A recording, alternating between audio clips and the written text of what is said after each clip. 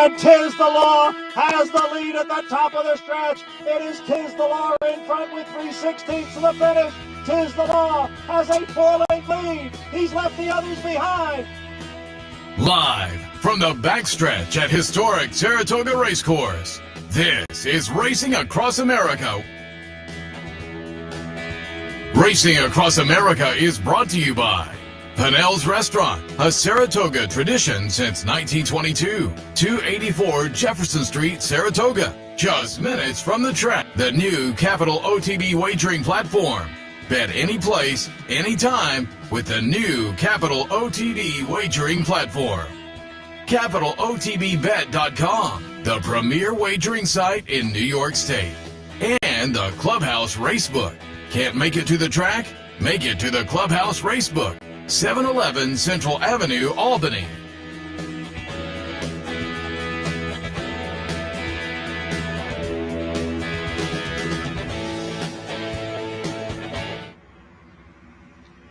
Good morning, ladies and gentlemen. Welcome to Racing Across America. I'm your host, Anthony Mormino, on Wednesdays, flying solo, sort of give you an idea of the outlay going forward of what we think it'll be, but it's live television, moving parts, etc. Early, right off the bat in the program, we're going to take a look back at the stakes action, Saratoga being front and center. When Del Mar gets underway, which will be opening day, will be on Friday. We'll bring you some of those races, and obviously Arlington Million Day from Churchill will have that for you, but we're going to take a look back at the races. Then I think for 4 of the 7 in the middle part of the programming, Kevin Cox, who's been with Capital Off Track Betting, the Brooklyn Cowboy, will be live, co-host on the side, and we'll look at some races through his lens.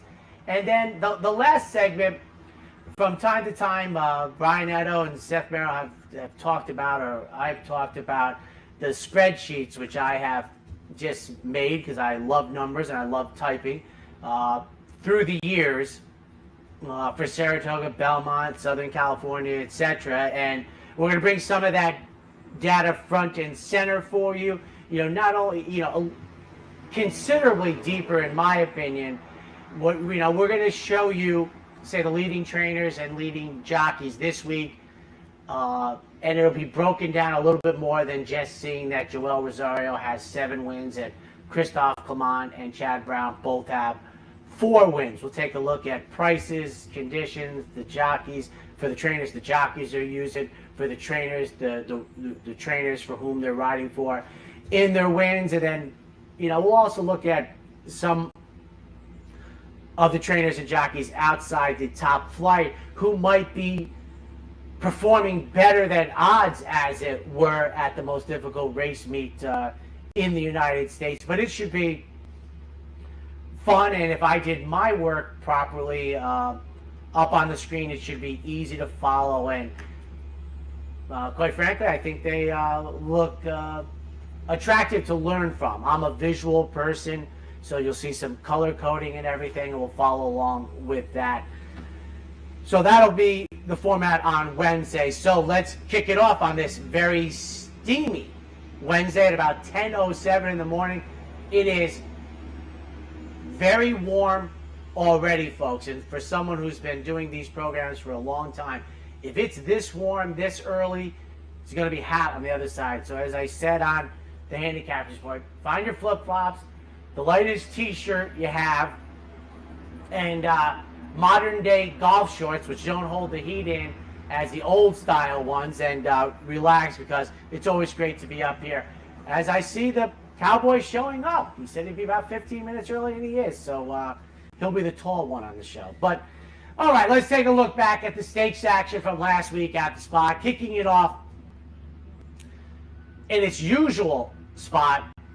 But what was unusual about the Schuylerville this year, we had 7 eventual runners in the race, but when the field was drawn, not a single runner from a Belmont or NYRA race, if you will.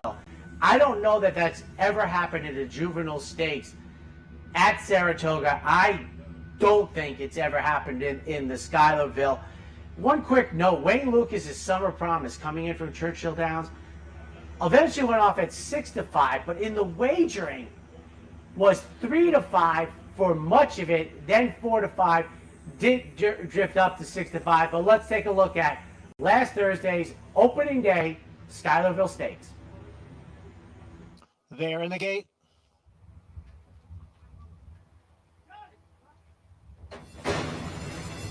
And they're off. Bit of a bobble at the start for number 4, Veddereo. Music Man Sandy is out for the early lead with Summer Promise on the outside, racing in second. And Just Cindy is down at the rail. Veddereo now advances in between horses from 4th. Me and My Shadow is next in 5th. It's 3 lengths back to Adora. And trailing the field is the maiden Janice Joplin. The leader here is Music Man Sandy. Music Man Sandy by 3/4 of a length through an opening quarter mile in 22 1/5 seconds. It is Music Man Sandy. And on the outside, it is Summer Promise, who now moves right alongside. Summer Promise now has taken the lead. Summer Promise is in front. Just Cindy is on the move and has moved into second. Music Man Sandy has dropped back down at the rail. Then it's Me and My Shadow, Veddereo and Janice Joplin, the half in 45 4/5 seconds. It is Summer Promise and Just Cindy. They're shoulder to shoulder there with an 1/8 of a mile to the finish. Just Cindy on the outside and Summer Promise on the inside. Just Cindy is the leader. Summer Promise runs in second. Janice Joplin is next in third. They're coming on for the finish, and it is Just Cindy to win the 104th running of the Schuylerville Stakes.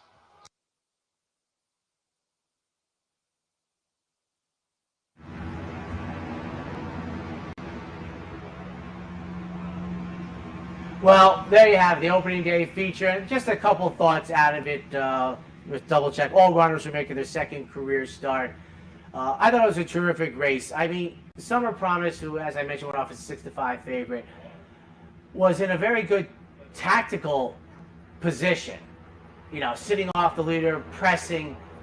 And then for Luis Saez, when you make the front in the middle of the turn, leaves you with about 3/8 of a mile to go, there was no opportunity to even get a 1/16 of a mile or hopefully a furlong as you put away the early leader to relax. He just had to go on. He kept going. But Just Cindy, who broke from the rail and had a very good trip, won over under Irad Ortiz. Just, you know, I thought, I can imagine being Irad sitting there watching it unfold in front of you. I would feel probably pretty darn good that I'm in a very winnable position from here. Took over and scored the victory by 2+ lengths. The favorite roles were reversed. Just Cindy comes off the Churchill Downs debut, was 6-5 in the debut, was 2-1 in the stakes debut, and Just Cindy for Eddie Keneally, who won the middle jewel juvenile stakes a couple of years ago. But Just Cindy, very professional ride. I thought the race sort of fell right into her lap, if you will. Good effort by Summer Promise to be runner-up for Coach. Just, pressed the leader, which I liked. Didn't make it easy, but maybe paid the price at the end. Just Cindy kicking off the graded stakes action from Saratoga 2022. Friday afternoon, we got our turf stakes season, graded turf season underway. 1 mile on the inner turf course, and I have loved these races for so long. And on the bad side of it, if you want to know why, it's, as Mr. Jerkins once said, it's the winner and the 5 others that should have. Well, number 1, Set Piece, the 2-1 favorite, was one of those others. Friday afternoons, Forbidden Apple. And they're off in the Forbidden Apple Stakes. And Yes is away well. A tone is right there. On the outside, it is Get Spoken. And moving up in between horses is a Clear Vision. As they go into the clubhouse turn, Yes will be the pace setter here, with Clear Vision running in second. And on the outside, Get Spoken is next in third. Wolfie's Diner goes down on the inside in fourth. And a Tone is now back running in fifth. 2.5 lengths to Public Sector, who races in sixth. On the inside is City Man next in seventh. And then comes Scuttlebuzz in eighth, followed at the back by Mira Mission, Sanctuary City, and the trailer in 11th is Set Piece. The quarter went in 23 1/5 seconds. So it is Yes and Yes on the inside and Get Smoking on the outside. Yes and Yes by a neck. Get Smoking on the outside, runs in second. It's a break of 3 lengths. Back to Wolfie's Dyna Ghost, who is down at the rail. And then Clear Vision is there. On the outside, gaining ground is Atone. Then comes Public Sector, who follows the move of Atone. And also gaining is City Man. Scuttlebuzz will be forced widest of all. The field is coming into the stretch. Here comes Get Smokin'. Here comes Atone. Atone and Get Smokin'. And putting in a late run here is City Man. Public Sector is on the extreme outside. So it is City Man who has come away with the lead. It is the New York bred City Man who spurts clear at the end. Won by 3.5 lengths. A photo for second between Atone and Public Sector. Well, there you have it. The New York bred coming out of Kingston scores a victory in the Open Company Grade 3 Forbidden Apple. We saw a couple trips in there. The one that I think everyone will remember is Set Piece, who was the favorite, saved ground on the backside, and then just got bottled up. But you saw how quickly he was able to re-accelerate, but could only finish 5th. But kudos to the $26.60 winner for Christophe Clement, part of his one-a-day program with Joel Rosario. Yours truly liked the tone, who ran second, but obviously Set Piece, the favorite, just, got traffic, which I experienced this morning coming up here. All right, a couple of graded stakes races on Saturday afternoon. We'll go in chronological order. Up first, one of the great races in America for fillies and mares, the Grade 1 Diana.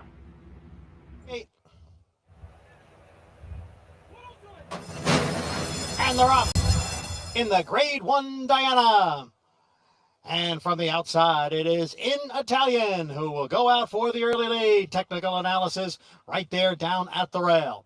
And then comes a Creative Flair, and on the outside is Dalika. And then it's a break, 5 or 6 lengths back to Rougier and Bleecker Street. The field goes around the clubhouse turn with In Italian, the leader here, by 1.5 lengths. It's In Italian on top. And then comes Creative Flair and Dalika. They are right together, second and third, as technical analysis takes back just a bit in 4th. Right now, 4.5 from the front. The quarter, 22 2/5 seconds. In Italian shows the way as the field goes up the backstretch. In Italian by 1.5 lengths. Creative Flair second by a head. The gray mare Dalika on the outside in third. And then it's 1.5 lengths to technical analysis, who's running in 4th. It's another 3. Back to Rougier. 2.5 more to the favorite, Bleecker Street, who trails in 6th. The half mile was sharp, 45 4/5 seconds.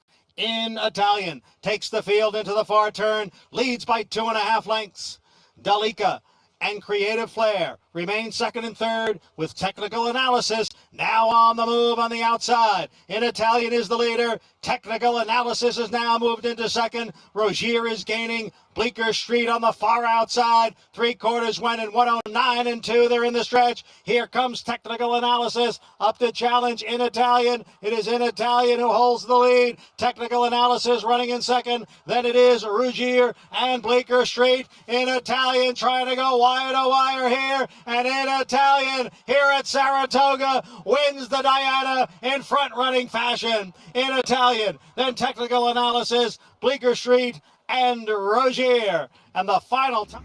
All right, ladies and gentlemen, a new course record set by In Italian, who now has the Grade 1 on the resume. They'll get Rogier Grade 1 soon. No, I mean, Bleecker Street finally gets beaten at 7 for 7. She loses. In Italian, we've had a terrific summer so far. You have to figure the turf course is a firm, tight firm. I do like the fact that the Diana was run on the outer turf course. I think it's a fairer run. I do wish, and particularly in stakes races, though, they would run with the rails down. I would have more confidence in the fractions, but 22 and change, 45 and change, 109 and change. They didn't have a mile split, but In Italian under Joel Rosario went to the front for Chad Brown. I believe that was his 7th Diana Stakes victory, but he runs 1, 2, 3, 4, ladies and gentlemen. I thought technical analysis, the runner-up, in the familiar red and white silks of Klarovich. Ran very well, was not going to touch the winner, but in Italian, coming off a defeat in the Grade 1 just a game, wins the Grade 1 Diana. Second graded stakes race on Saturday's card, 2-year-old boys in the Sanford.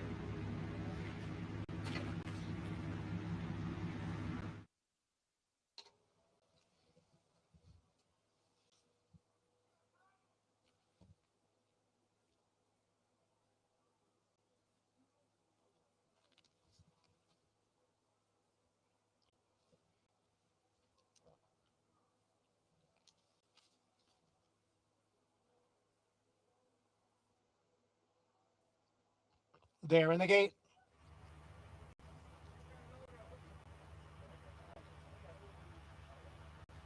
Still waiting on the 12.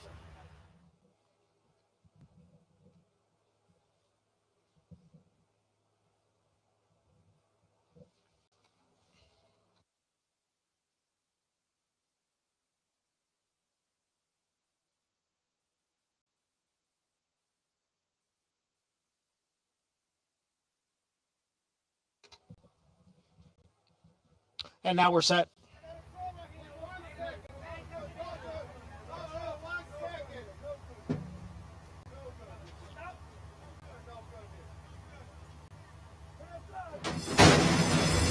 And they're off.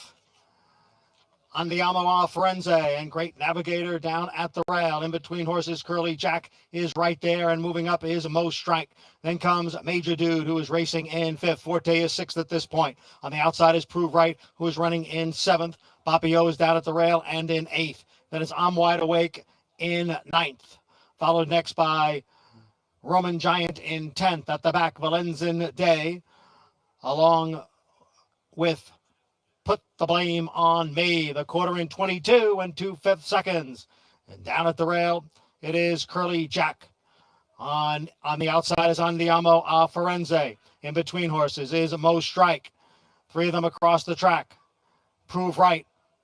On the extreme outside, down at the rail, is Great Navigator. Looking for a way through is Major Dude. The half went in 45 and 4. Here is Mo Strike. Here is Andiamo a Firenze. Andiamo a Firenze and Mo Strike. They are right together. Then Great Navigator and Curly Jack. They're coming on for the finish in the Sanford Stakes. And it's going to be Mo Strike to win it here by 3 lengths.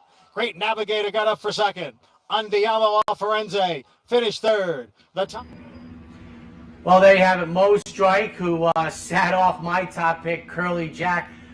Curly Jack, I think, ran his eyeballs out at 8-1, did fade to finish 5th, but Mo Strike, the offspring of the outstanding stallion Uncle Mo, going out for Brad Cox. Second career start.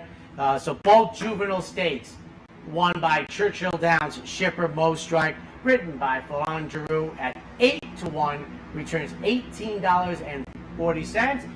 Great Navigator.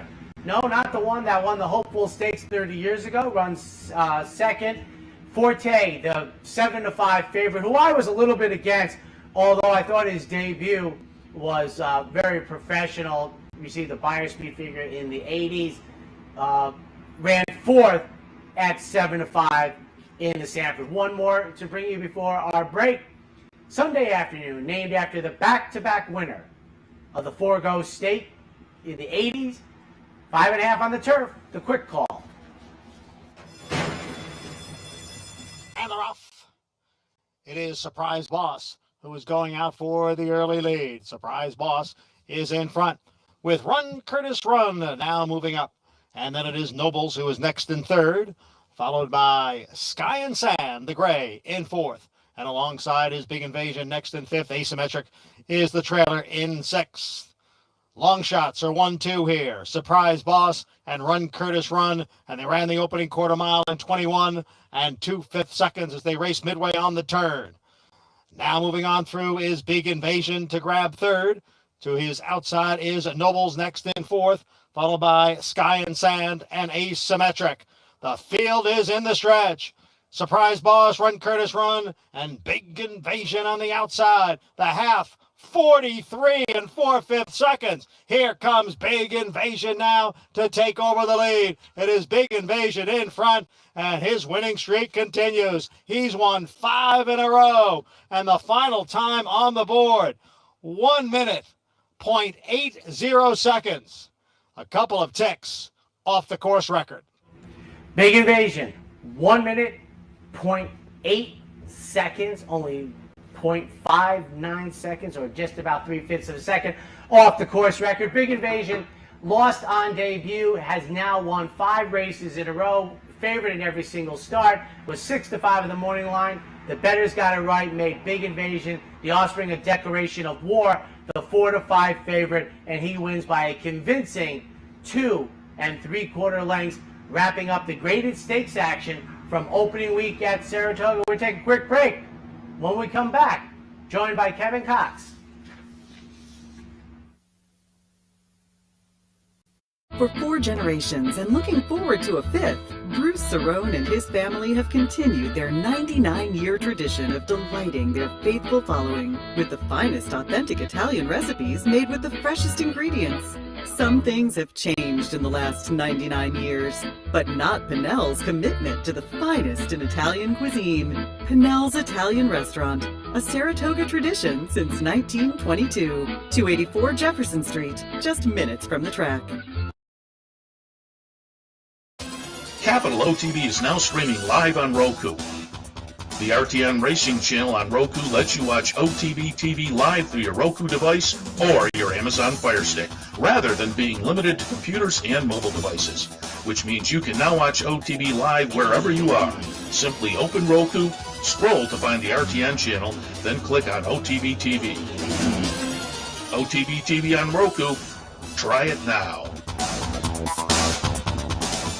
Hello everyone, I'm Scott Vartley and I'm here at the West Condominiums in Saratoga Springs. And guess what? We are down to the home stretch. Everything is 2 bedrooms and 2 baths. Come make a selection of one of the greatest condos ever to be built in Saratoga Springs. We're starting in the upper 5s and the only rooftop penthouse available now under construction. Wow, just look at this patio. We have a rooftop pool, heated garage, balconies, and a gym. Call me at 518-281-6808.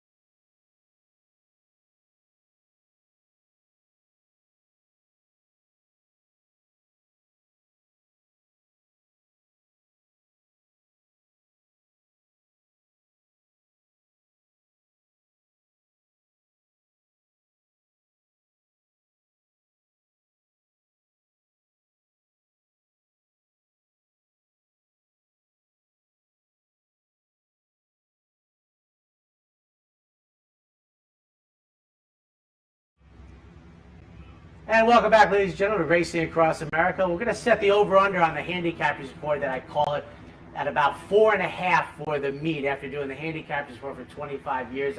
We'll see. I think I got through today's program so far without it. But now I am joined by the last Udom, the last cowboy from Brooklyn, New York, Kevin Cox. You're familiar with his work, capitalotv.com. He's the taller one, ladies and gentlemen. Welcome to Clare Court, which I know we're going to talk about it, but it's not unfamiliar to you, and one of the most beautiful places in the United States. Seth Merrill says that Randy Moss calls it the best set in American sports, and it's a little warm right now, but generally speaking, it is beautiful. If you get here usually I get here about 8 o'clock, you can hear the hoof beats, 50 feet behind you. It's a special place. There are a lot of worse places to work. Yes. I remember the first time I got a horse racing gig, and one of my boyhood friends called me up and said, let me get this straight. They're paying you to go to the racetrack. I said, seems unfair, doesn't it? But, so tell a little bit about yourself. Obviously, Brooklyn, New York, but Saratoga's well known for you. Oh, yeah. I bought a house up here about 8 years or so ago.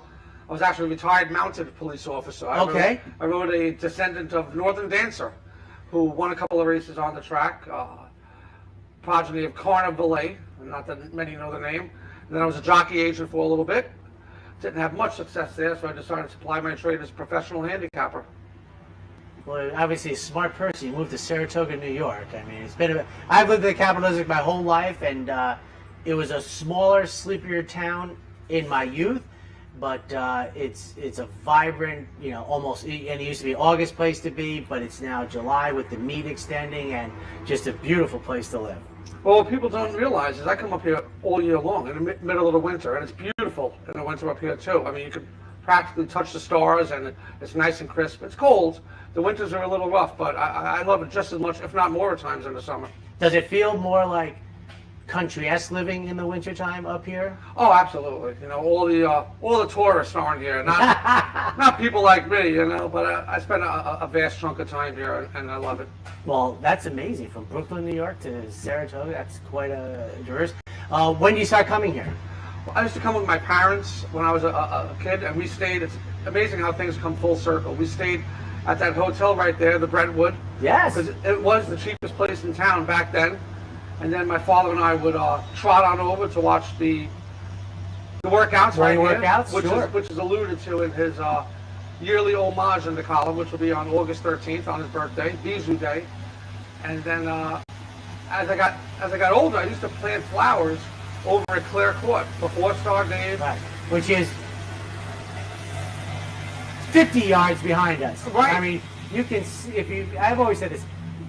You're not free to come back here, so it is really special. And Clare Court is beautiful, and they're right. It's a little ridge here of the track, but if tall people stand up, they can see it. Me, I got to walk up to the fence. Well, I used to feel bad that there was never any flowers planted there. So years ago, I used to plant flowers on all the graves. It's 4-Star Dave, obviously, Morjane, a phenomenon, a very fast animal. I'm very sad how that horse went. And then there's one for Flocka, who was either I don't know that a pony or a dog. I'm not quite sure, but I didn't really have it left out. I feel less bad about being stumped, because if it's a pony or a dog, I wouldn't. But a phenomenon, like for me, I mean, it's just, that was the point at which I was 20 years old. It'd been a couple years that I could afford to buy the racing form every day and really went full bore into the sport. I've told the story before. When I was a boy, I got a $2 allowance on Saturdays. I'm 59 years old, so you can do the math. And I would get Saturday's form. I think it was about $1.25. And I knew better, but I didn't know better. I basically looked at it all week, and it was the old broadsheet, so it almost would tear apart like tissue by the Saturday that I got the new one. And then I got older. But our phenomenon came up here. There was a horse named All Pawn, who was the favorite in the Jim Dandy, 2 turns, 9 furlongs. He beat him, and our phenomenon turned out to be an outstanding sprinter. But he won going 9 furlongs at Saratoga. And then, unfortunately, the 4-go handicap, when he was the pro tem leader of the sprint division in America, he broke down, and then we had a race named after him for years. That was the prep for the 4-go stakes. But he was a fast horse. But he was really, when I was a young adult and following it day in and day out, East Coast, West Coast. I mean, he was one of my first horses that I knew as an adult. And then his Met Mile against Fit to Fight is probably one of the 20 best races I've ever seen. Right. At Naira. I watched that race where he broke down with my father at Aqueduct. Back then, you couldn't just go put on any channel on. Yeah, exactly. We had to take the train to go to Aqueduct to watch races from Saratoga. There was no watching it on your phone or people don't know. Home. Oh my God, Kevin, we talk about it all the time. Young people out here come over, they have no idea how short time ago it was the dark ages for racing. And I would guess that might have only been, and I'm an upstater, but maybe the second, third year. I think they used to call it Aquatoga or something. There wasn't even simulcasting. There used to be, you could look in the program, there used to be a bus in New York City that ran every day up to the races, and it would show the timing of the bus leaving because it had like 2 stops and then the express to Saratoga. I'm like, people don't know. There were They have package no deals. idea. They would give you like a program, admission. It was all a package It was deal. tremendous. But that day, my father and I were watching the race, and when the incident happened, we didn't watch the rest of the race. We got on the escalator. I couldn't even tell you who won the race. I mean, and I know people will say I should have turned my attention to other things, but it was, it was a darkish, grayish, it was a dark day at Saratoga. It wasn't bright and sunny, and it was about the middle of the race, so you could figure out where it happened, and he was gone. And that was really, that had been like, ruffian for me, for many people was the one. But that was really like the second time I remember a horse breaking down during a race. Now, Caesar's Wish had broken down in the Alabama a couple of years before, but I wasn't here that day, to see it. But he was a great horse who broke down. But at Aqueduct, I just like how things have come full circle. Yes. I was a kid there, workouts there, Clare Court here, and now smack dab in the middle. now you're in front of Clare Court, and you're the guy.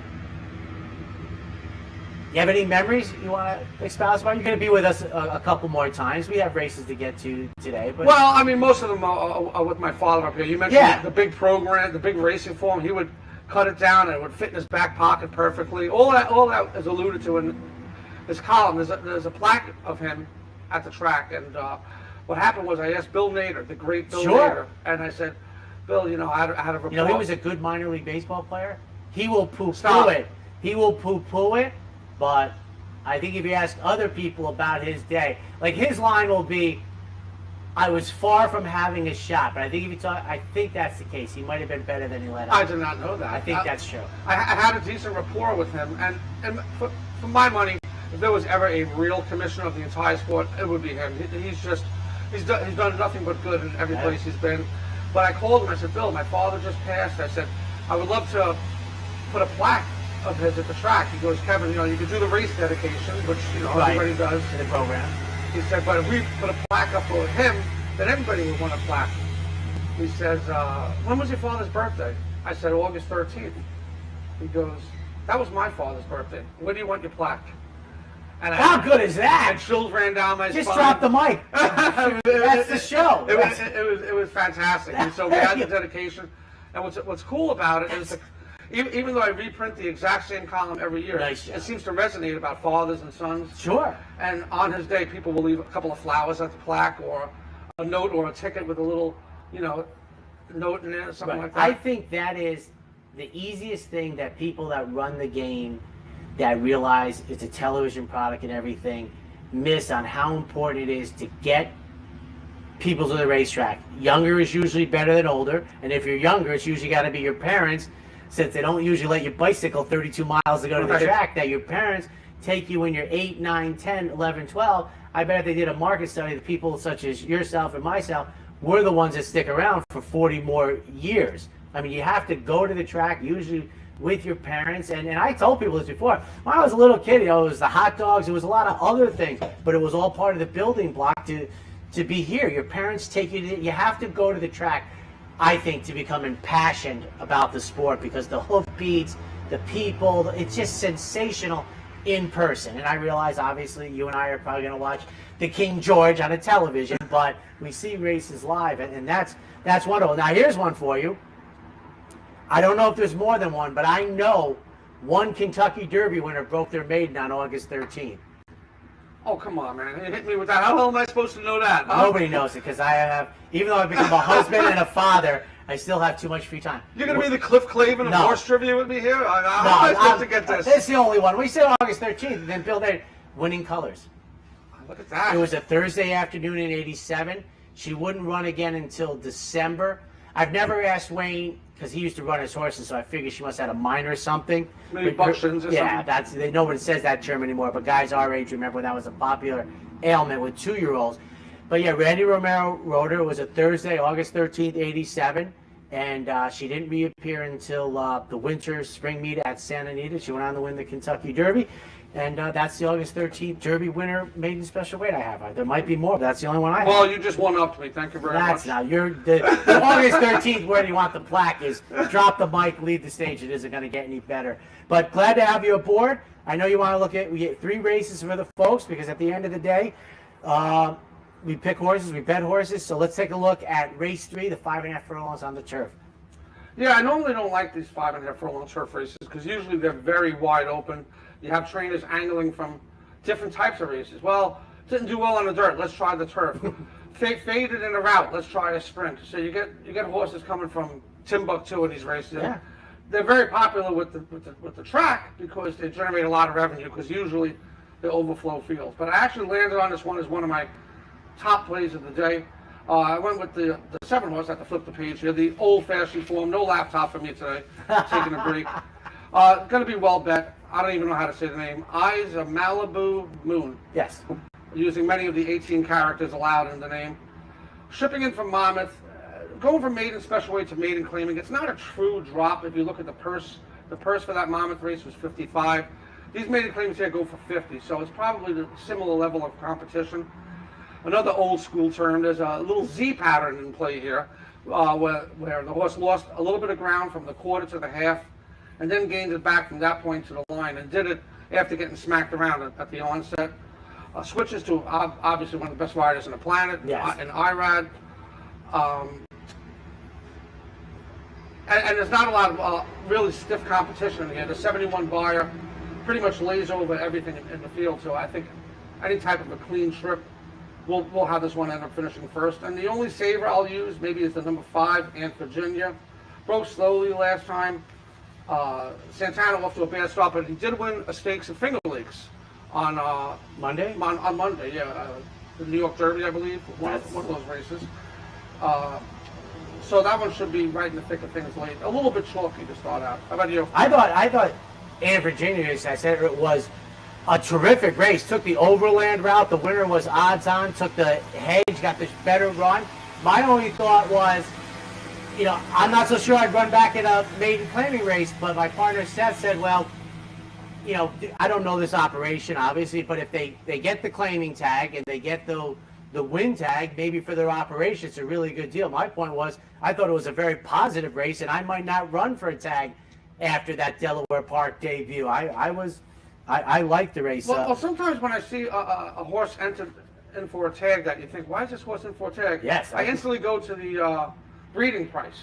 Okay. And this is a homebred for $2,500. Right. So they pretty much saved a lot of money all along. You figure, if this horse was healthy, they have low money invested in this horse to begin. Seth was saying, I think the stallion stands for 25. 25. So they're in for that, and if they're healthy, they don't have big vet bills. And you're right, and they come to Saratoga. And then as I was talking to it, I was like, maybe they're also thinking, maybe we got a small 5-8% chance of getting claimed. I mean, what New Yorker is going to take our Delaware Park horse? So maybe they're thinking we don't have a big. Getting claimed is a low possibility. Yeah, maybe they're just trying to slip one past the goalie here. Maybe figure somebody will take a shot. It's been done before. Sure, the horse won really well. Maybe they take another shot in the special weight competition. It was a good effort, I thought, though, because I like trips, and I'm a trip pace guy. That's almost 90% of my handicapping, and overland versus the perfect trip on the odds-on favorite is good for me. You might not like them, but if my math is right, you've stuck with 5.5 furlong turf sprints as we turn to race 7. I tell you, sometimes you got to put a gun to my head to bet these races. You really do. I mean, I agree with you, but what's funny is one of my best scores, confident picks ever in the Breeders' Cup was one of those that turf sprint with Belvoir Bay a couple of years ago. I was like, my friends were like, you don't even really like these races, and I'm like, I know, but I love this horse now in the Breeders' Cup where you make half a mistake, you lose, and Castellano put him down the road. So I'm with you. It took me 2 years to get my sea legs with these turf sprints because I didn't grow up with them. Why are you not sweating right now? You are. I am roasting here. You look at the picture of perfection here. It's just amazing. It's like Charles Winchester from Ash. I don't sweat, I perspire, and secondly, I don't perspire. I thought you were gonna go, I do one thing at a time, I do it very well, and then I move on. Another Mashaholic. When I think that was his first episode. The first episode when they're like, because it's meatball surgery, and he's like, from Mass General. I do, but no. Yes. Our boy Brian Nadal would be very, very happy with you being a Mashaholic. He's not very happy with you because we completely diverge on Seinfeld.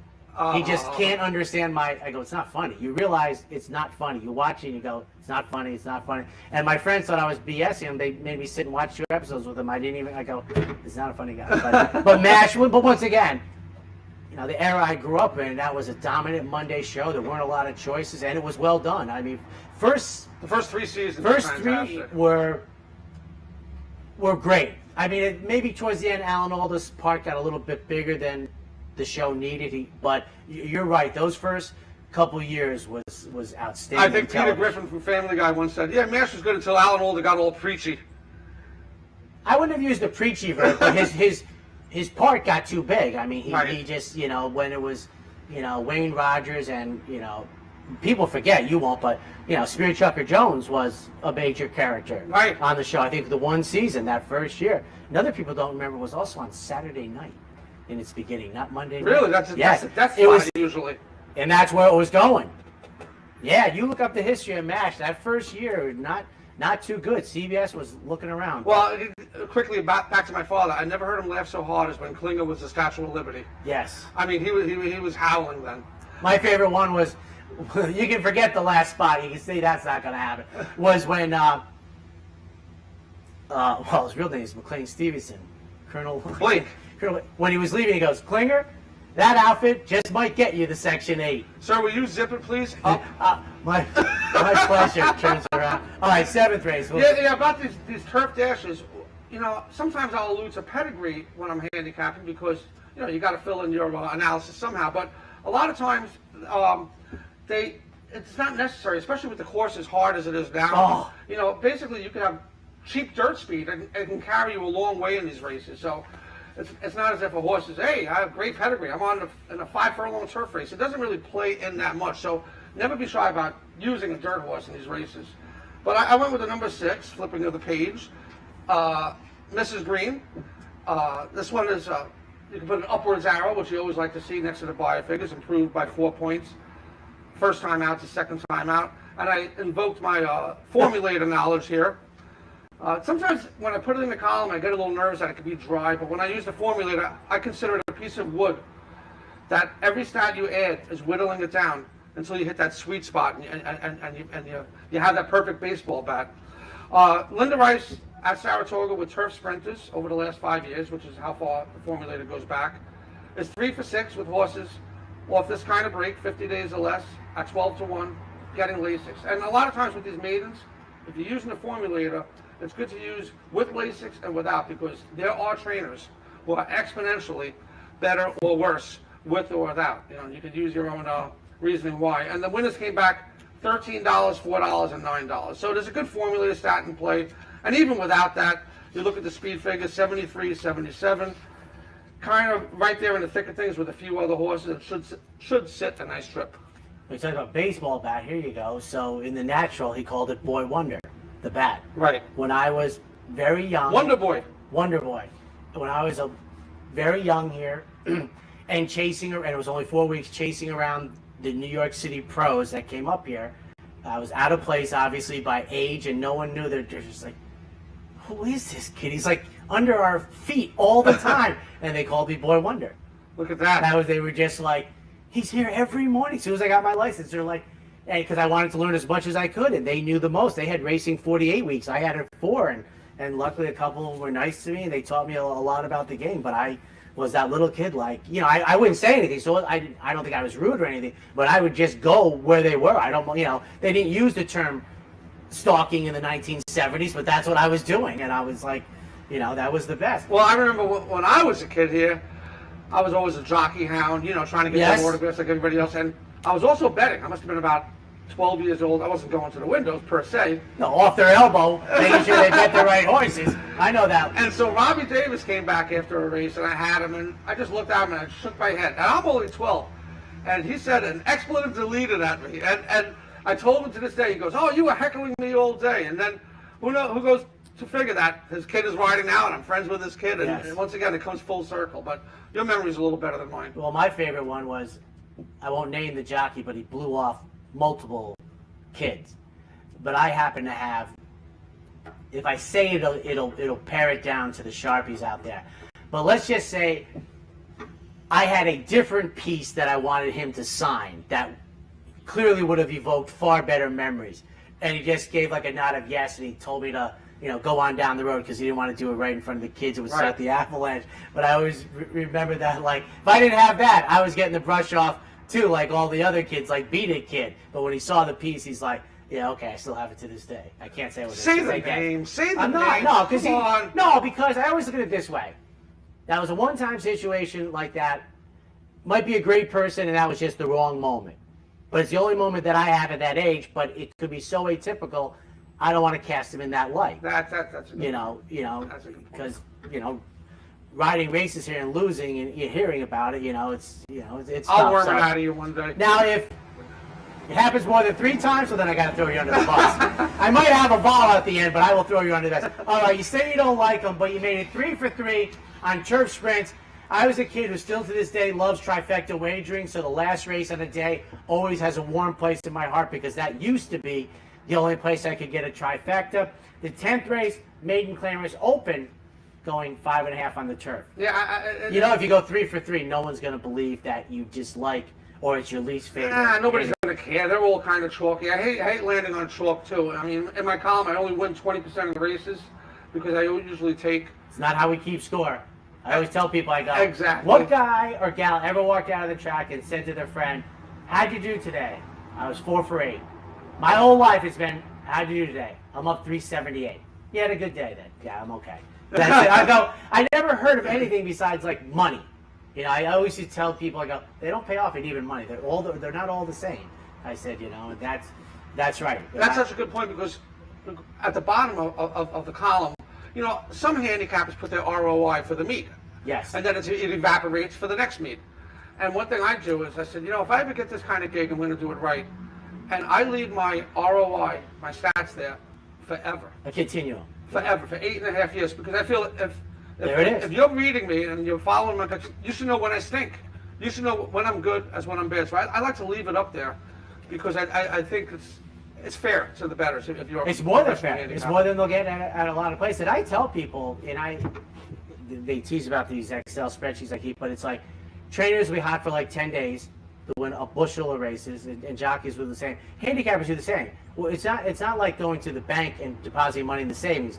Me, it's like you hope the highs are high enough to withstand the lows till the next high. It's like there's not a rhythm to it, but when you get hot, you can be hot for like 3 or 4 days, and you're like, you cash in, and then it could be a dry spell for a while. And I'm like, but you just have to have the constitution to withstand it. And like you said, you put your work up there, that means you have the constitution to say, over the long run, a very long run, 8.5 years, this is where I stand. And that's outstanding. Well, the good thing is that I do my column 3 to 4 days out sometimes. So I took it on the duck opening day, 0 for 10, and I was puking. You don't want to go 0 for 10 on opening day. But I had my columns written for the next 2 days, so I couldn't adjust it. You couldn't edit it. I couldn't edit it, and I ended up showing a flat bet profit for opening week. You just got to. I tell all my readers to just ride the waves. That's it. It'll come back. I'm doing the same thing now that I was doing 8 years ago. Yeah, I landed on another chalk here. Sorry, blinding light, sensible. Showed speed first time out down in Florida. Was a decently clear runner-up, and just as well bred for the turf as the dirt. Like I said, it doesn't really matter so much. Layoff, not much of a concern. Weaver does well off the bench, and this is one half of the uncoupled entry with the number 3, Super Quality, who's actually my second choice, stepping up in the buyer department and seems to have found a new home going short on the turf. Yeah, I mean, I think because of what I'm trying to do, which is only win money, there's no other goal. I mean, I'll say to people, my sisters, I have 4 older sisters, they look at me like, half the stuff you say doesn't make sense. I said, it doesn't make sense to you, but folks out there that follow racing, that's exactly my point. Is Blinding Light is the horse to beat in this race. I do not like this horse on top. My sister would be like, you just said that's the horse to beat. I said, yes, and I'm in the business of beating them. That's the business that I feel I'm in. I said, and I like Super Quality, the other George Weaver horse. Blinding Light to me, and Seth Merrill has said this. I'm less inclined because I'm a pace and trip guy. But the power of the buyers and the betting public, not whether they're accurate, not of that, but the power of how people see them and their importance to make a bet. And even the buyer people, Andy themselves, have almost always said that they are not as confident in their turf numbers as they are confident in their dirt numbers. I did not know this. I think if I'm speaking out of school, anybody sees me at the track, they can say that I'm completely wrong and I'll apologize. But I think Andy Beyer himself has said that, and you have to understand, when Andy started doing it, turf racing was not existent in North America. I mean, we tell the story on the air twice a meet that on weekends at Saratoga in the middle 70s to early 80s, they put boards over the turf course and there was no turf racing on the weekend. People look at me like I'm lying to them. I go, turf racing? I didn't know that either. Yes. You could walk over about 20 minutes before race day closed it. You walk over. They had a first aid station, they had picnic tables, bedding windows, restrooms. I don't remember there being eating over there. But yeah, all my youth from about all my teenage years.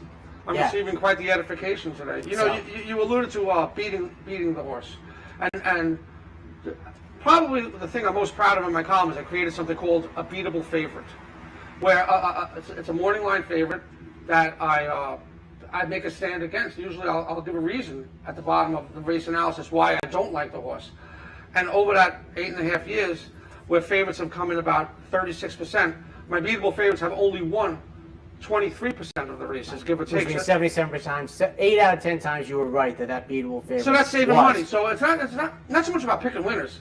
If you could pick losers, like you just said, I'm looking to beat this. Well, that's my key to trifectas, is not having the favorite certainly in the top slot. And one quick note, because we know we pick up so many viewers in the summertime. The morning line numbers are done by a young man named David Aragon, who I think, as a guy he does a great job. His opinion on the morning line isn't his opinion on the race. It's his opinion of what the public's opinion will be. Right. So there's an extra middleman in the equation for him. So they would say when he sets a bad morning line, it's not his opinion of the race. It's his opinion on where he thinks the people will go. And we are in good hands because he does a great job, as good as Don LePace did in my youth as the morning line odds person. He does, and if you look at his picks for the card, let's say, he's not going to have 10 favorites because it doesn't mean he likes those 10 horses to win. And I think that's one of the areas where people get tripped up a lot, that they don't realize that his job description is forecasting the public, not forecasting the horse race. I mean, and I tell you, I much more prefer being a handicapper than being an odds maker. Because if he goes to the bar, if that guy goes to the bar, nobody's saying, great job with that 5-1 morning line. I mean, nobody's patting him on the back. They'll only point out when he screws up a morning line, which we all screw up. I mean, invariably, it just happens by nature. And I like the people that call them out, whether it's on Twitter. I hope they never do it personally, but like the morning line favorite scratched or something, and in the morning, and they work off of his work as if the single most important thing just happened and you're just deflecting it as if it's nothing. Right. I go, he immediately gets a pass on the morning line that I would never, and I advocate that you can never call out somebody on that. I can tell you another thing. In the baby races, if a horse of note scratched out, you could go down to that whiteboard and they change the numbers. You're stealing my thunder, man. I was just going to say, we could date ourselves here, but if you go actually right above where the Bijou plaque is, inside from the band shell, heading into the track, going to the track apron, there used to be an old-fashioned odds board. I don't remember it being a chalkboard. I remember being a white grease board. No, it was a white grease board. I don't remember ever being a white grease board, and a guy would come out there and make the changes.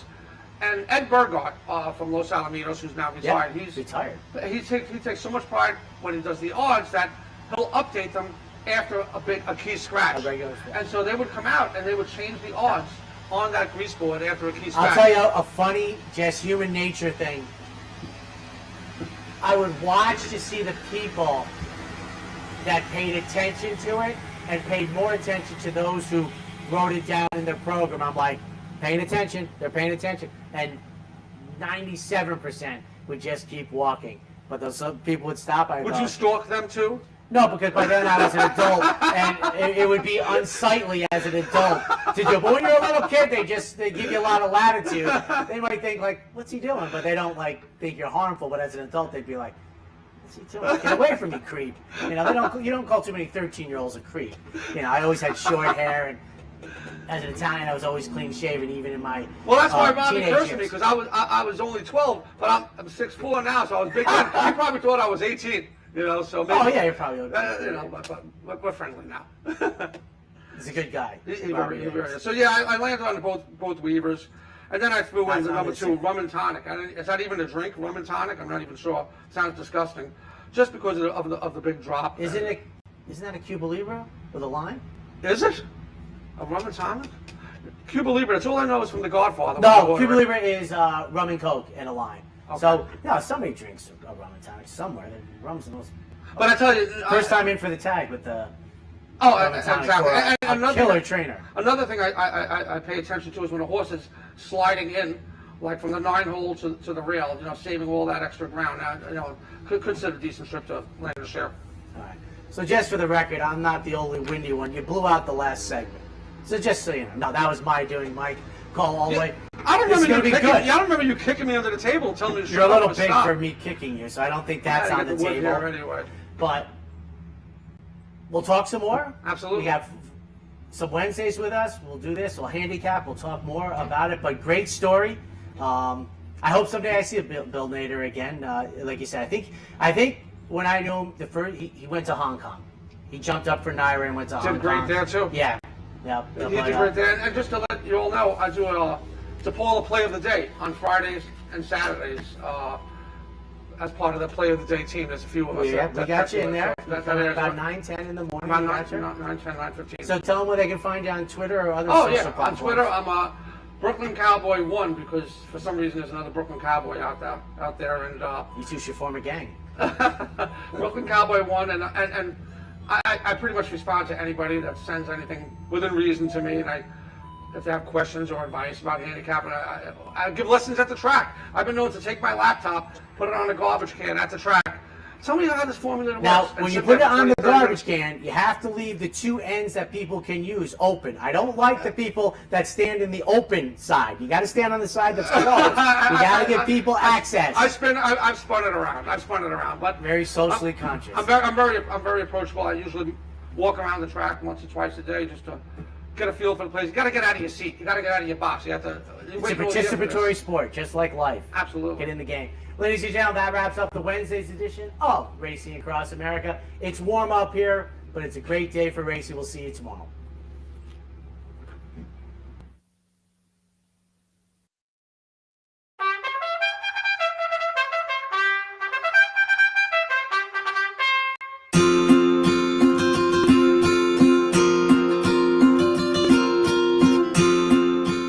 The lineup, they're all set now for the juvenile fillies to 14 of them across the track. Is sent on their way.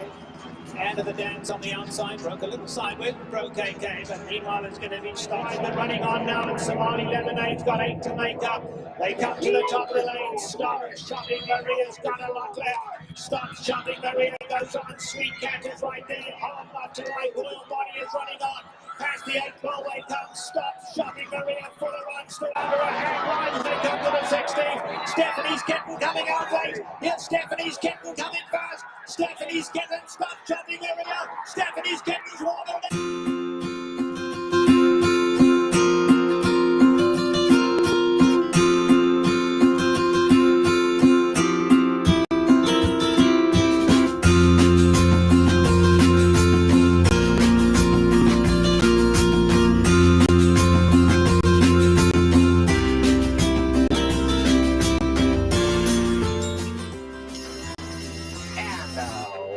Away they go. Watched the chances, broke smartly, but so did Tara from the Cape. On the inside, Sky Lantern the Grey going well. If he can get through, Sky Lantern the Grey looking for somewhere to run wide open. It's Tara from the Cape hanging on. Tara from the Cape tries to go all the way. On the outside now, here comes Flotilla in the light blue. Flotilla is absolutely flying. Watch the chances in there too. But Flotilla has gone right on by. And Flotilla is coming home to score. Flotilla has won it just about 2 in the end. It'll be Watch the Chances, Summer of Fun coming on to finish third.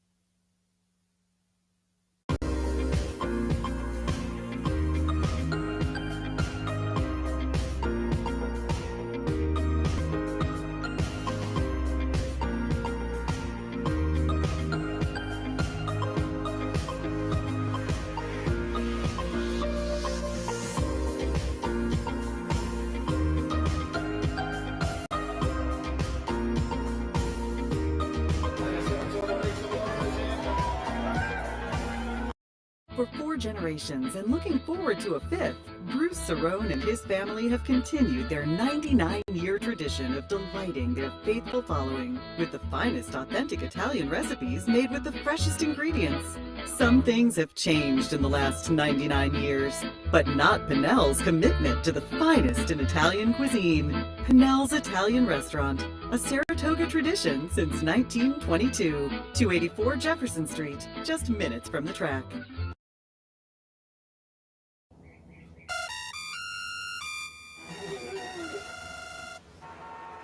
Come on. I want sales reports on my desk by Monday. Oops. My bad. Love racing? RTN brings you every live simulcast on your home television, plus live video streaming and race replays on your PC and mobile devices. To order, visit rtn.tv. RTN, a breed apart.